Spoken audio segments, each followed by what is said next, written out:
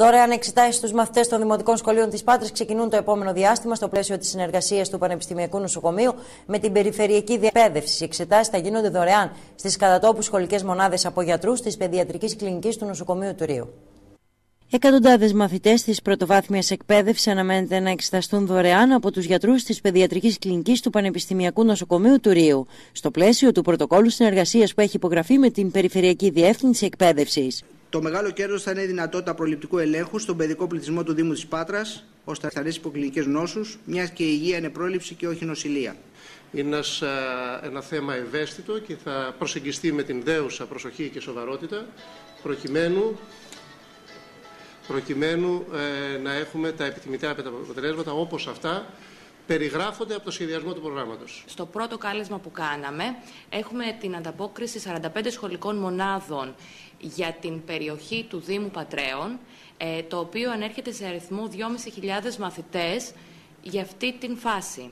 Να πούμε ότι η φάση αυτή θα είναι πιλωτική, δεν θα μπορέσουμε να καλύψουμε και τις 45 σχολικές μονάδες αυτή την περίοδο. Είναι ένα μεγάλο πρόγραμμα το οποίο βασίζεται σε εθελοντική δουλειά περισσότερο, κυρίως σε εθελοντική δουλειά και σε προσφορά των γιατρών της κλινικής καθώς και όλων των εκπαιδευτικών οι οποίοι συμμετέχουν στην δράση αυτή.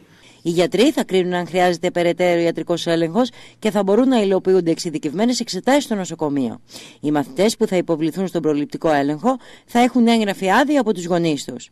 Και θα γίνει καταγραφή και έλεγχος της εμβολιαστικής κάλυψης του σχολικού πληθυσμού της Πάτρας, μέτρηση των ανθρωπομετρικών στοιχείων και καταγραφή της επίπτωσης της πιθανής μεταβολής τους από εξωγενείς παράγοντες, όπως ήταν η οικονομική κρίση.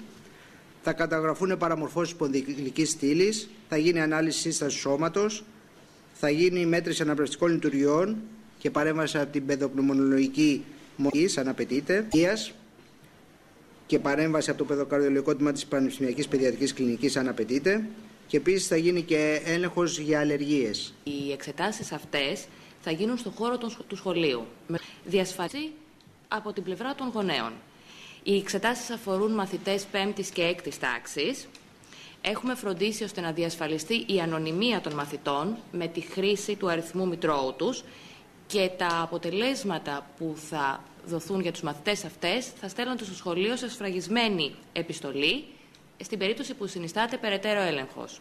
Το πρόγραμμα γίνεται προσπάθεια να υλοποιηθεί και την επόμενη σχολική χρονιά αφού η ζήτηση είναι μεγάλη.